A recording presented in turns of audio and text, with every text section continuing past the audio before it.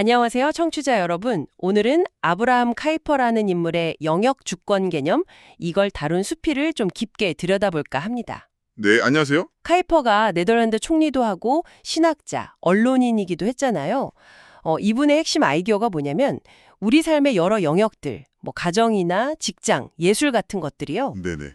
이게 어느 한 힘, 예를 들어 교회나 국가에 그냥 속하는 게 아니라 그 자체로 고유한 어떤 법칙과 권위를 가진다는 거예요. 그렇죠. 그 수필 저자가 인용한 문장이 딱 와닿더라고요.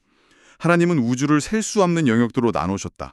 각 영역은 고유한 주권으로 빛난다. 맞아요. 이게 단순히 세상을 그냥 나누는 걸 넘어서 그 각 부분의 고유한 가치를 발견하자는 그런 이야기인 거죠. 네, 이 관점이 중요한 게 뭐냐면요. 우리가 보통 생각하는 그런 위계질서 있잖아요. 그걸 좀 넘어서게 한다는 거예요. 아, 위계 질서요? 네, 각 영역이 동등하게 중요하고 또 독립적이라는 생각.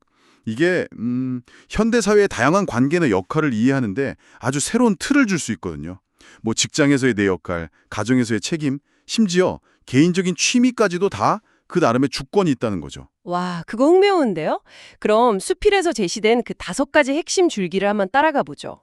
자, 첫 번째는 말씀하신 그 주권의 다중성이에요. 네, 수포겐 스페어를. 네, 카이퍼는 교회, 정치, 예술, 과학 이런 영역들이 서로 함부로 간섭할 수 없는 저마다의 고유한 세계라고 봤다는 거죠.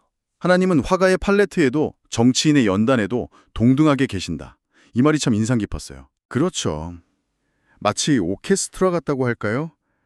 각 악기가 자기 소리를 제대로 낼 때 전체 조화가 이루어지는 것처럼요. 아, 비유 좋네요. 그 수필에 나는 건설 현장 비유도 재밌었잖아요. 노동자, 도시계획관, 또 가게 주인까지. 네네. 각자가 자기 역할 속에서 도시라는 큰 그림을 함께 만들어가는 모습? 맞습니다. 여기서 진짜 중요한 건 그 동등함이에요. 그러니까 어떤 특정 영역이 다른 영역보다 뭐 본질적으로 더 우월하다거나 더 신성하다 이런 생각을 거부하는 거거든요. 예를 들면 어떤 걸까요? 예를 들어서 뭐 종교적인 신념이 정치나 예술 영역을 막 일방적으로 지배하려고 한다거나 아니면 거꾸로 정치 논리가 신앙의 영역을 막 침범하는 거 이런 걸 경계해야 한다는 거죠. 신학자의 강론이나 청서부의 빗자루질이 뭐랄까 신 앞에서는 그 가치가 다르지 않다. 이거 상당히 급진적인 편등사상이죠. 그렇군요. 각 영역이 그렇게 독립적이라면 그럼 어떤 신적인 영향력, 그 수필에서 말하는 은혜는 어디까지 미치는 걸까요? 아, 그게 바로 두 번째 핵심으로 자연스럽게 연결되죠. 은혜의 보편성, 알게마인의 게나데라고 하는데요. 네. 하나님의 손길이라는 게 교회 울타리나 어떤 특정 종교 공동체 안에만 머무는 게 아니라는 거예요. 세상 모든 영역에 스며 있다는 생각이죠. 진리는 그 발견자의 신념과 무관하게 신성하다. 이 말이 딱 그거네요. 맞아요. 그 수필 저자분도 무신론자 작가의 글에서 어떤 보편적인 선함, 그걸 은혜의 흔적이라고 표현했죠. 그걸 발견했다고 고백하잖아요. 네네. 이게 우리가 세상을 더 넓게 볼 수 있게 해주는 것 같아요. 예술 작품의 아름다움, 과학적 발견의 어떤 경이로움, 심지어 그냥 일상에서 느끼는 작은 친절함 속에서도 그런 신적인 가치, 일반 은총을 발견할 수 있다는 뜻이니까요. 종교가 있든 없든 진리나 선함, 아름다움은 어디에나 있다는 거죠. 그걸 우리가 알아보고 감사할 수 있다는 거고요. 여러분께서 감동받은 영화나 음악 쪽에도 이런 보편적인 은혜가 있을 수 있는 거죠. 그렇군요. 자, 세 번째 관점은 문화 사명, cultural mandate입니다. 이건 신앙인들이 그냥 개인적인 신앙에만 머물지 말고 정치, 교육, 언론 같은 사회 문화 전반에 적극적으로 참여해서 긍정적인 영향을 줘야 한다는 거죠. 네, 맞습니다. 교회는 피난처가 아니라 전진기지다. 세상을 정복하라. 이 말이 되게 도전적으로 들리던데요. 근데 이걸 단순히 뭐 세력 확장 이렇게 오해하면 안 될 것 같아요. 아, 정확히 보셨어요. 여기서 정복이라는 건 군사적인 점령 같은 게 절대 아니고요. 각 문화 영역 안에서 그 영역 고유의 가치를 존중하면서 기독교적인 원리, 예를 들면 사랑이나 정의, 진리 같은 걸 실현하려고 노력하는 걸 의미해요. 아하. 예를 들어 교육 영역이라는 더 나은 교육 시스템을 만들려고 애쓰고 예술 영역이라면 인간의 깊은 감정을 탐구하는 그런 작품을 만들고 이런 식으로 기여하는 거죠. 결국 신앙을 삶의 모든 영역에서 책임감 있게 실천하라는 그런 요구라고 볼 수 있습니다. 네, 이해가 됩니다. 네 번째는 안티테제, 즉 구별됨의 원리인데요. 이건 좀 뭐랄까, 기름하고 물 같은 느낌? 서로 다른 본질은 함부로 섞일 수 없다는 거죠. 네, 그렇죠. 다원성은 혼합을 허락하지 않는다. 거룩한 분리의 용기가 필요하다. 이 말처럼 각자의 고유한 정체성을 지키는 게 중요하다. 이런 의미로 읽혔어요. 수필에 나온 할랄 푸드점이랑 기독교 빵집 예시처럼 서로 다름을 인정하는데 자신의 원칙은 분명히 하는 거예요. 네, 아주 중요한 지적입니다. 이게 다원주의 사회라고 해서 모든 게 다 상대적이고 그냥 뒤섞여도 괜찮다 이런 생각하고는 달라요. 카이퍼가 말하는 안티테제는 각 영역이 자기 고유의 진리나 가치를 추구하면서 건강한 어떤 긴장 관계를 유지하는 걸 의미하거든요. 아, 긴장 관계요? 네. 무조건 분리만 하자는 게 아니라 자신의 신념에 기반한 원칙을 지키면서 다른 영역과 상호작용하는 거죠. 어떻게 보면 무분별한 혼합주의에 대한 경고이기도 하고요. 그렇군요. 자, 드디어 마지막 5번째 비전입니다. 일상의 성화. 아, 저는 이게 참 놀라웠어요. 신성함이라는 게 어떤 특별한 종교 의식에만 있는 게 아니라 우리의 아주 평범한 노동, 그 일상 속에 깃들어 있다는 거잖아요. 맞습니다. 하일리깅 바네트 후보네. 내 직업은 하나님의 소명이다. 대통령의 국정 운영과 주방장의 후라이팬 돌리기는 동등한 성사다. 이 선언 정말 혁명적이지 않나요? 생각해보면 편의점 아르바이트 같은 아주 평범한 일에도 큰 의미와 존엄성이 부여되는 거니까요. 바로 그 점이 카이퍼 사상의 아주 큰 매력 포인트죠. 뭐 공장에서 일하든 코드를 짜든 아이를 돌보든 여러분이 하는 모든 정직한 노동은 그 자체로 가치 있고 신성한 활동이 될 수 있다는 거예요. 와, 일이 더 이상 그냥 먹고 살기 위한 수단이나 어떤 저주 같은 게 아니라 세상을 가꾸는 창조적인 행위, 심지어 기도가 될 수도 있다는 거죠.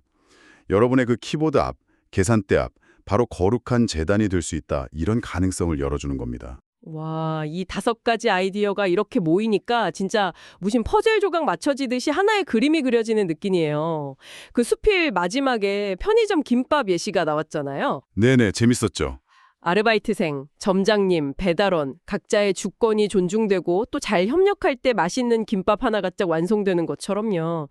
어쩌면 카이퍼가 우리한테 준 진짜 선물은 이 분열된 세상을 억지로 하나로 묶으려는 그런 거대한 이론이라기보다는 이 분열 자체 안에 깃든 어떤 신성한 질서, 그 아름다움을 발견하는 눈이 아닐까 싶어요. 네, 맞습니다. 그래서 이 관점은 여러분이 세상을 보는 방식을 바꿀 힘이 있어요. 내 삶의 영역을 소중히 여기는 것만큼 다른 사람의 영역을 존중하는 법을 배우게 하죠. 그리고 각 영역들이 서로에게 어떻게 좀 검감한 영향을 주고받으면서 더 나은 전체를 만들어갈 수 있을까 이런 고민을 하게 만들고요.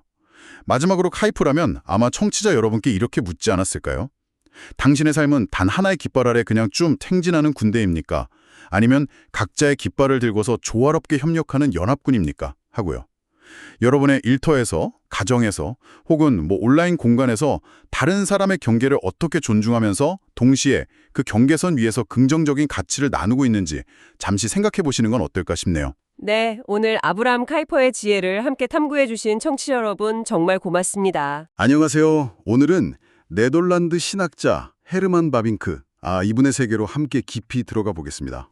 네, 반갑습니다. 보내주신 자료는 바빙크를 통전의 건축가라고 부르던데요. 그 대표작 개혁교회학을 중심으로 사상을 풀어낸 수필이었어요. 그렇죠. 특히 은혜는 자연을 파괴하지 않고 완성한다. 이 말이 계속 마음에 남더라고요. 이게 핵심인 것 같아요. 아, 네. 정말 핵심적인 문구죠. 바빙크 신학을 이해하는데 아주 중요합니다. 요즘처럼 모든 게 분절된 듯한 시대잖아요. 그래서 바빙크가 제시하는 이 통합적 사고, 이게 우리에게 어떤 통찰을 줄 수 있을지 한번 같이 파헤쳐보면 좋겠습니다. 준비되셨나요? 네, 그럼요. 흥미로운 여정이 될 겁니다. 바빙크에게 신학이란 건요, 단순히 교리들을 모아놓은 목록, 이런 게 아니었어요. 그런 게 아니었다. 네. 비유하자면 거대한 고딕성당 같은 거였죠. 고딕성당이요? 네. 그러니까 모든 교리 또 윤리, 우리가 사는 이 창조 세계 전체가요. 그리스도라는 그 중심 기둥을 향해서 유기적으로 다 연결된 하나의 통일체, 이렇게 본 거죠. 와, 하나의 통일체. 그래서 여기서 중요한 비유가 또 나오는데 은혜는 자연 위에 세워진 초자연의 궁전이다. 이런 말을 해요. 자연 위에 세워진 궁전이요? 그렇죠. 이미 있는 자연, 그러니까 창조 세계라는 기초를 허물지 않는다는 거예요. 그 위에 은혜라는 더 영광스러운 지붕을 얻는다는 개념이죠. 아, 파괴가 아니라 그 위에 더하는 거군요. 맞습니다. 파괴가 아니라 완성, 이게 핵심이에요. 성당 비유도 그렇고 궁전 이미지도 그렇고 참 강력하네요. 기존의 것을 존중하면서 더 높은 차원으로 이끈다 이런 의미로 들리는데요. 정확합니다.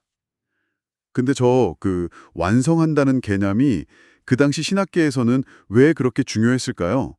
제 생각에는 은혜랑 자연을 그냥 대립시키는 시각도 있었을 것 같은데요. 아, 네. 아주 좋은 질문이세요.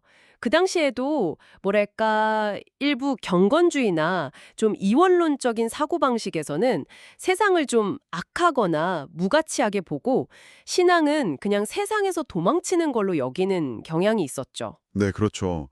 세속적인 건 멀리해야 한다 이런. 맞아요. 또 반대로 세속주의는 아예 초월적인 가치를 부정해버렸고요. 근데 바빙크는 이 양극단을 다 거부한 겁니다. 양쪽 다 아니라고 본 거군요. 네. 은혜가 자연, 그러니까 뭐 우리의 이성이나 문화, 과학 같은 것들을 부정하거나 파괴하는 게 아니라 오히려 그것들을 원래 목적대로 회복시키고 더 높은 차원으로 끌어올린다. 이렇게 본 거예요. 아하, 회복시키고 끌어올린다. 그렇죠. 신앙과 삶, 또 이성과 계시가 서로 싸우는 관계가 아니라는 걸 강조한 거죠. 그렇군요. 분리가 아니라 통합이고 또 회복이네요. 그러면 바빙크는 진리나 교리 자체의 성격은 어떻게 봤을까요? 자료에서는 교리를 살아있는 유기체에 비유하던데요. 아, 맞습니다. 바빙크는 교리를 박물관에 있는 화석처럼 그냥 딱딱하게 굳은 걸로 보지 않았어요. 화석이 아니라 네. 오히려 성령이 숨쉬는 살아있는 유기체로 이해했죠. 성경의 각 부분들이 뭐랄까 신학이라는 몸 전체를 이루는 세포처럼 서로 연결돼서 생명력을 유지한다 이런 개념이에요. 세포처럼요. 되게 흥미로운 비유네요. 그렇죠. 특히 개혁 신학을 단순히 16세기 박제처럼 보는 게 아니라 그 뿌리는 전통 신앙 고백에 깊이 두면서도 현재라는 토양에서 계속 잎을 내면서 자라나는 참나무에 비유한 점. 이게 그의 역동적인 신학관을 잘 보여주는 대목이죠. 아, 참나무 비유.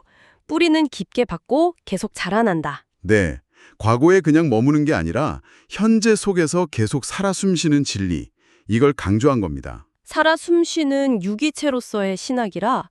근데 이게 자칫하면 시대에 따라서 진리가 변할 수 있다는 상대주의로 빠질 위험은 없을까요? 그 균형을 어떻게 잡았을까요? 전통과 현재 사이의 균형 말이에요. 아, 네. 정말 중요한 지점인데요. 바빙크는 그 뿌리, 그러니까 역사적인 신앙 고백의 중요성은 절대 놓지 않았어요. 뿌리는 놓지 않았다. 네, 참나무 비유처럼 뿌리가 튼튼해야 나무가 건강하게 자랄 수 있듯이 교리의 핵심은 변하지 않는다고 봤죠. 하지만 그 진리가 표현되고 적용되는 방식은 시대와 문화 속에서 계속 발전하고 더 풍성해질 수 있다고 생각했어요. 방식은 달라질 수 있다. 그렇죠. 마치 유기체가 환경과 상호작용하면서 성장하지만 그 본질적인 DNA는 유지되는 것처럼요. 핵심 진리는 변하지 않지만 그 적용은 역동적일 수 있다는 거죠. 그 긴장감을 유지하는 게 중요합니다. 그렇군요. 핵심은 지키되 표현은 풍성하게. 그러면 이 살아있는 신학이 구체적으로 우리 일상, 특히 문화와는 어떻게 연결될 수 있을까요? 문화의 성찬이라는 표현이 참 인상 깊었습니다. 이건 어떤 의미인가요? 아, 문화의 성찬. 이것도 아주 중요한 개념인데요. 바빙크는 하나님의 은혜나 거룩함이 뭐랄까 교회 건물이나 어떤 종교 의식 안에만 딱 갇혀 있다고 보지 않았어요. 교회 안에만 있는 게 아니다. 네. 하나님께서 인간이 일구는 문화 전체, 예를 들면 과학자의 실험실, 예술가의 작업실, 노동자의 일터, 심지어는 뭐 요즘으로 치면 코딩하는 손길이나 인공지능 개발 같은 현대적인 활동까지 전부 다요. 이 모든 것에 성찬의 초대를 베푸셨다고 본 거죠. 와, 모든 문화 활동이에요? 그렇습니다. 우리의 일상적인 노동이나 창조 활동이 그냥 세속적인 일이 아니라 하나님이 우리에게 맡기신 지상의 성사, 즉 거룩한 일이 될 수 있다는 통찰이에요. 노동도 거룩한 일이 될 수 있다니. 네, 거룩함이라는 게 재단 위에만 있는 게 아니라 콘크리트 까는 삽질에도, 코딩하는 손가락에도, 심지어 AI의 뉴런에도 스며들 수 있다는 거죠. 정말 놀라운 통찰 아닙니까? 와, 정말 뭐랄까 모든 영역을 다 껴안는 느낌이네요. 신앙과 일상, 교회와 세상, 과학과 예술. 분리된 것 같은 모든 걸 연결하려는 시도군요. 맞습니다. 이 모든 걸 아우르는 개념이 바로 화해의 건축술이라고 자료에 나와 있던 것 같아요. 정확히 보셨어요. 바빙크에게 구원이란 건 단순히 개인 영혼이 천국 가는 티켓을 얻는 게 아니었어요. 그게 아니라면요? 하나님과 인간 사이, 또 인간과 자연 사이, 지식과 믿음 사이에 벌어진 모든 균열과 틈 있잖아요. 그걸 메우는 과정, 즉 화해라고 본 거죠. 아, 관계 회복, 화해군요. 네, 그리고 이 화해를 이루는 살아있는 다리가 바로 그리스도라고 본 겁니다. 그래서 그의 신학은 박물관에 전시된 유물이 아니라 분열된 현실이라는 강을 건너게 해주는 다리 설계도와 같다고 할 수 있어요. 다리 설계도, 분열된 시대를 건너는. 그렇죠. 분열의 시대에 통합의 청사진을 제시하는 것, 이게 바빙크 유산의 핵심이라고 생각합니다. 그렇다면 이 화해의 건축술이라는 큰 그림을 우리가 좀 더 구체적으로 이해하게 도와주는 개념들이 있을까요? 자료 말미에 몇 가지 비유가 더 있었던 것 같은데요. 아, 네. 바빙크의 통합적인 시각을 이해하는 데 도움이 되는 일종의 개념 도구들이라고 할 수 있겠네요. 개념도고요. 네. 예를 들어 은혜의 수평추 같은 경우는 삶의 다양한 영역들이 은혜 안에서 어떻게 균형을 이루는지 보여주고요. 또 진리의 유기체 지도는 모든 지식과 진리가 어떻게 그리스도 안에서 유기적으로 연결되는지, 뭐랄까? 시각적으로 보여주는 거죠. 아, 지도처럼요. 네.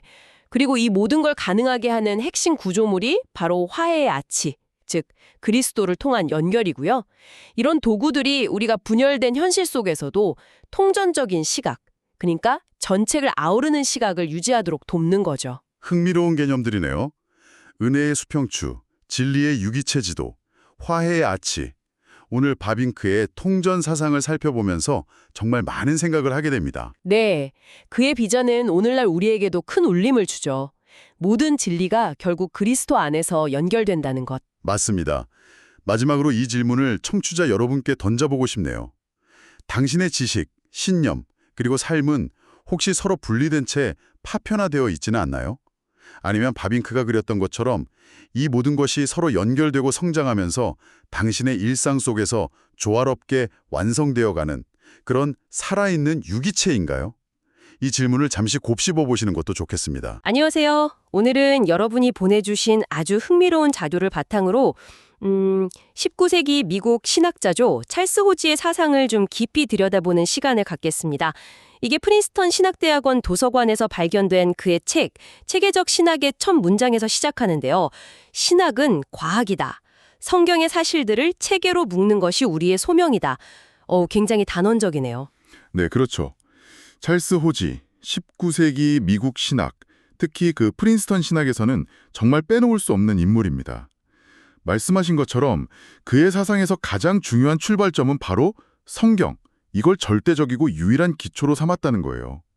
모든 생각은 여기서부터 시작해야 한다. 뭐 이렇게 본 거죠. 에세이에서 신학적 비계, 스캐폴딩이라는 표현을 썼는데 이게 참 인상 깊었어요. 마치 건물을 세우는 것처럼 진리를 쌓아 올린다는 느낌이랄까요? 그럼 그가 사용한 첫 번째 도구, 성경의 비계부터 좀 살펴볼까요? 이게 단순히 기초라는 말 이상인 것 같은데요. 맞습니다. 호지에게 성경은 그냥 시작점이 아니에요. 모든 신학적 주장의 유일한 권위, 바로 그거였죠. 이성이나 경험, 전통 같은 다른 요소들 있잖아요. 이건 전부 성경이라는 단단한 기초 위에 세워져야 할 구조물에 불과하다. 이렇게 본 겁니다.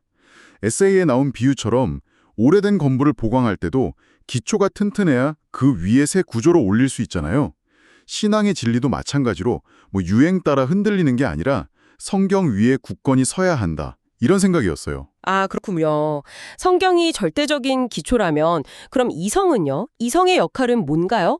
성경만 너무 강조하면 이성이 설 자리가 좀 좁아지는 건 아닌가 이런 생각도 드는데요. 네, 아주 중요한 질문입니다. 호지는 이성을 진리를 막 만들어내는 주체 이런 걸로 보지 않았어요. 오히려 이미 주어진 진리, 즉 성경을 이해하고 또 체계적으로 정리하는 청지기, 스튜어드 역할로 본 거죠. 청직이요? 네, 스스로 빛을 내는 게 아니라 성경이라는 그 빛의 근원을 더 잘 비추고 질서 있게 만드는 도구라는 거예요. 그 지하철 공사할 때 레이저 측량기 쓰잖아요. 이미 계획된 노선을 정확하게 따라가도록 돕는 것처럼요. 이성은 성경이라는 기준 안에서 명료함과 질서를 더하는 역할, 딱 거기까지라고 본 거죠.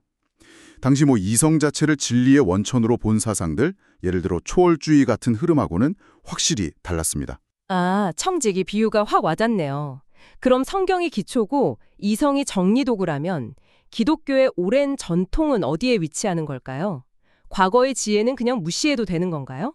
흥미롭게도 호지는 전통을 무시하지 않았어요. 오히려 재해석했죠. 진리를 보존하는 비계다, 이렇게요. 진리를 보존하는 비계요? 네, 특히 개혁 신학의 유산 같은 거요. 그건 성경을 올바르게 해석하도록 돕는 중요한, 안전정치 역할을 한다고 봤습니다. 그 유명한 비유 있잖아요. 거인들의 어깨 위에 선 난쟁이, 과거 신학자들의 통찰을 발판 삼아서 현재를 더 깊이 이해해야 한다, 이런 거죠. 오래된 건물에 좋은 벽돌을 다시 써서 구조를 더 튼튼하게 만들듯이 전통은 현재의 신학을 더 견고하게 만드는 지지대가 될 수 있다, 이런 통찰입니다. 와, 성경, 이성, 전통 이렇게 딱딱 체계를 세워가는 방식이 이제 좀 보이네요. 그런데 말이죠. 그 당시 사회를 정말 뒤흔들었던 다윈의 진화론, 여기에 대해서는 상당히 강경했던 것 같아요. 이게 단순한 의견 차이가 아니라 시스템 전체를 위협하는 걸로 본 듯한 그런 느낌인데요. 정확합니다. 호지에게 진화론은 그냥 과학이론의 문제가 아니었어요. 그가 보기에는 진화론이 창조주의 절대적인 주권이라든지 인간의 타락 같은 성격의 핵심 교리들 있잖아요. 이걸 근본적으로 흔드는 아주 심각한 위협이었던 거죠. 성벽의 작은 규열 하나가 결국 성 전체를 무너뜨릴 수 있듯이 교리의 정확성을 지키는 게 신앙체계 전체를 보호하는 데 필수적이다, 이렇게 여겼습니다. 그리고 이게 바로 그의 체계의 포용성이라는 개념하고도 연결이 돼요. 신학은 그냥 분리된 교리들의 어떤 집합이 아니라 모든 진리가 그물망처럼 서로 연결되고 지지하는 하나의 살아있는 유기체다, 이런 생각인 거죠. 아, 그물망이요? 네. 복잡해 보이는 지하철 노선도도 결국 하나의 거대한 시스템을 이루는 것처럼 말이죠. 에세이에서 이 원리들을 편의점 아르바이트에 비유한 부분이 있었는데 그거 정말 재밌었어요. 매뉴얼 지키는 건 성경, 재고 관리 앱 쓰는 건 이성, 베테랑의 노하우 전수는 전통. 와, 19세기 신학이 이렇게 와닿을 수 있나 싶어서 신선했네요. 네, 그 비유가 핵심을 잘 보여주는 것 같아요. 중요한 건 호지의 신학을 지금 그대로 따라하자는 게 아니고요. 그가 보여준 체계적으로 사고하는 방식, 그리고 흔들리지 않는 기초의 중요성, 이게 오늘날에도 여전히 유효하다는 점이죠. 정도는 넘쳐나고 가치관은 막 혼란스러운 이 시대에 우리 자신의 생각이나 신념에 어떤 질서를 부여하고 또 의미를 찾는 영적 건축술로서 그의 접근법을 참고할 수 있다, 이런 겁니다. 그렇다면 이 모든 이야기가 지금 이걸 듣고 계신 여러분께는 어떤 의미로 다가올까요? 에세이는 마치 이렇게 묻는 것 같아요. 당신의 신념 체계는 그냥 흩어진 돌무더기 같나요? 아니면 견고한 기초 위에 잘 세워진 의미 있는 구조물인가요? 마지막으로 한번 생각해볼 질문을 던지면서 마무리할까 합니다. 정말 끊임없이 정보가 쏟아지는 이 시대잖아요. 이 속에서 당신의 생각과 이해를 지탱하는 근본적인 비계, 그 기초는 무엇인가요? 그리고 당신은 중요하다고 생각하는 그 지식들을 얼마나 의미 있게 연결하고 또 체계적으로 구축하고 계신가요?